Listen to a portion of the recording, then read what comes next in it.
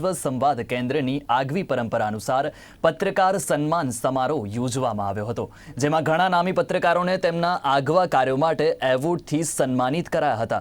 આ કાર્યક્રમમાં વરિષ્ઠ સલાહકાર સંપાદક અશોક શ્રીવાસ્તવ, રાષ્ટ્ર સ્વયંસેવક સંઘના અધ્યક્ષ શૈલેષ પટેલ, વિશ્વ સંવાદ કેન્દ્રના ટ્રસ્ટી વિજય ઠાકર તેમજ અન્ય પત્રકારત્વ જગતના અતિથિઓ ઉપસ્થિત રહ્યા હતા। પત્રકારત્વ જગતનો એક જાણીતો ચહેરો અને આજે નારદ જયંતિ છે ત્યારે અશોક શ્રીવાસ્તવ કે જેઓ એક વરિષ્ઠ સંપાદક, सलाहकार और लेखक है तो अपनी साथे है, तेमनी साथे बात करीशूँ। सर, पहले तो गुजरात में आपका बहुत बहुत स्वागत है। सर, आज जो बातें हुई यहाँ पे, खास करके आज नारद जयंती है, उसी के दिन आज ये पत्रकार सम्मान समारोह है, क्या कहेंगे उसके बारे में? देखिए, ये एक अच्छा प्रयास है। खास करके जो राष्ट्रवादी पत्रकार हैं उनको एक सम्मान मिलता है तो अच्छा लगता है। दूसरी बात यह है कि सबसे बड़ी बात है कि मैं ये मानता हूँ कि मैंने जैसे अपने भाषण में भी कहा कि नैरेटिव की इस वक्त देश में लड़ाई चल रही है। आप नैरेटिव देखेंगे तो नारद मुनि को हमने अब तक किस रूप में देखा, आप फिल्मों में हम नारद मुनि को किस रूप में दिखाते रहे। नारद मुनि देश के, दुनिया के सबसे पहले पत्रकार थे, लेकिन नारद मुनि को इस तरह से फिल्मों में दिखाया गया कि नारद मुनि इधर उधर लगाते हैं, आग लगाते हैं, इधर भड़काते हैं, उधर भड़काते हैं। ऐसा नहीं था। तो ये नैरेटिव की लड़ाई है कि नारद मुनि क्या थे, उनको हमने देवऋषि नारद मुनि को क्या बना दिया, क्योंकि इसमें पत्रकारों की, मीडिया की बहुत बड़ी भूमिका है। तो मैं ये मानता हूँ कि जो राष्ट्रवादी पत्रकारिता कर रहे हैं उनको ये सम्मान मिला, और जो अच्छी पत्रकारिता कर रहे हैं, क्योंकि आज देश में पॉजिटिव पत्रकारिता की भी बहुत ज़रूरत है। सरकार के खिलाफ आप नेगेटिव रहिए, लेकिन पत्रकारिता आपकी पॉजिटिव रहनी चाहिए। तो सबको जिनको सम्मान मिला उनको मेरा बहुत बहुत शुक्रिया, बहुत बहुत आभार उनको। सर, आज खास करके स्वतंत्र पत्रकारिता के बारे में बात की गई, तो आपको क्या लगता है आज की जो पत्रकारिता है उसके लिए आप क्या सोचते हैं? देखिए, ऐसा है कि ये एक फेक नैरेटिव है कि भारत में पत्रकारिता करने के लिए आज़ादी नहीं है। मैं ये मानता हूँ कि आज जितनी आज़ादी है उतनी कभी नहीं थी। आज जो लोग चैनल में नहीं है, जो अखबारों में नहीं है, किसी अखबार में नहीं है, वो आज यूट्यूब जैसे या सोशल मीडिया प्लेटफॉर्म पर अपनी बात धड़ल्ले से रखते हैं, उनको कोई नहीं रोकता। और मैं तो फिर कहता हूँ कि इस देश में प्रधानमंत्री की मौत की दुआ मांगने वाले पत्रकार भी हैं, जो सोशल मीडिया पर प्रधानमंत्री की मौत की दुआ मांगते हैं, जो गृहमंत्री के बीमार पड़ने पर खुशी मनाते हैं, जो भारत के टुकड़े होने की बात करते हैं। ऐसे पत्रकार भी देश में पत्रकारिता आज भी कर रहे हैं। तो देश में मीडिया पूरी तरह से आज़ाद है। मैं इंटरनेशनल एजेंसी हूं या देश में कुछ सो कॉल्ड पत्रकार जिनको लगता है कि 2014 के बाद उनकी आज़ादी छिन गई, क्योंकि उनकी जो आज़ादी थी, उनकी शायद कुछ और आज़ादी थी, वो छिन गई है। तो मैं उनके इस नैरेटिव को बिल्कुल झूठा मानता हूँ, फेक मानता हूँ, और मुझे लगता है जनता को इसके प्रति जागरूक होने की ज़रूरत है। सोशल मीडिया के ज़माने में टेलीविज़न कहीं दब सा गया ऐसा लगता है, तो इसके बारे में आप क्या सोचते हैं? इसमें कोई दौर आया नहीं कि सोशल मीडिया आज डोमिनेंट है, और ऐसा पर दौर हर समय आता है। जब टेलीविज़न मीडिया आया था 24 घंटे का, तो बहुत से लोगों को लगता था कि शायद अखबार ख़त्म हो जाएंगे, लेकिन अखबारों की प्रासंगिकता आज भी है।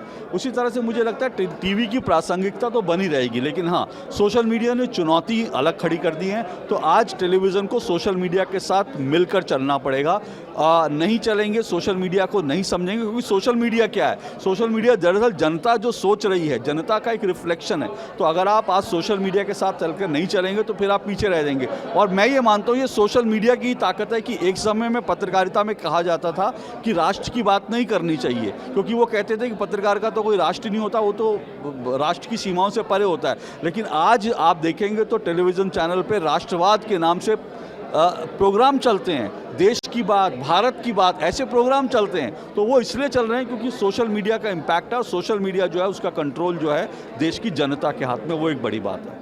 आज की जनरेशन जो इस फील्ड में आ रही है, पत्रकारिता की फील्ड में, वो खास करके टेलीविज़न में जाना चाहती है, उसका क्रेज़ है आजकल, और इसी बीच में प्रिंट मीडिया कहीं खो सा गया है। तो आप यंग जनरेशन को क्या कहोगे इसके बारे में?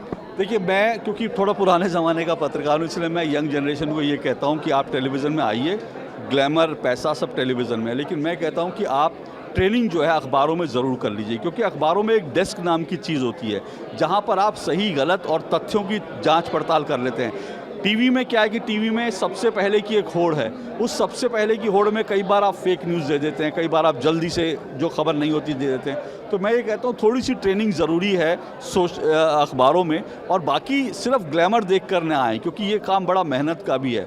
और दूसरी बात मैं फिर कहता हूँ कि आप पत्रकारिता कैसी भी करें, सरकार के ख़िलाफ़ करें, सरकार के विरोध में जा पे करें, लेकिन सरकार की खिलाफत करते करते देश के खिलाफ ना चले जाएं, इस बात को ध्यान रखें।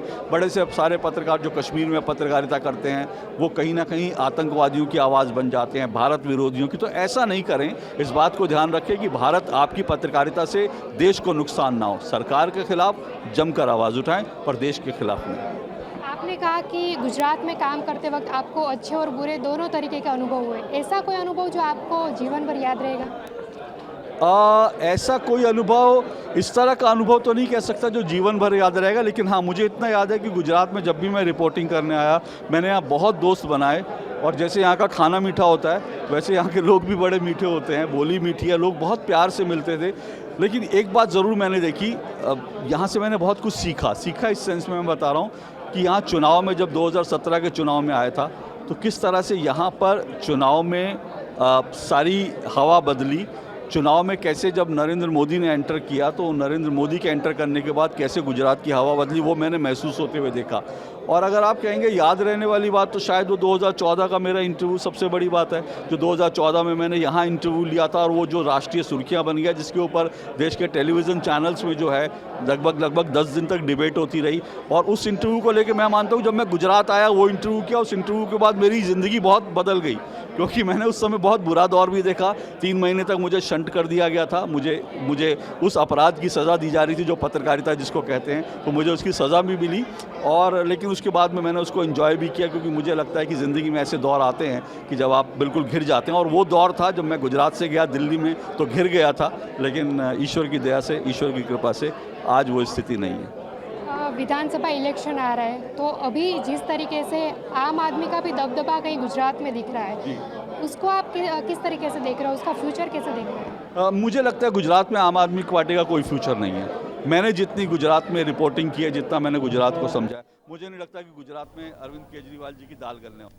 તો સુરતમાં બરોડા પ્રેસ્ટીજ પાસે નરાહ ડાયમંડ નામનું કારખાનું ચલાવતા કિયુર મિયાણીએ એક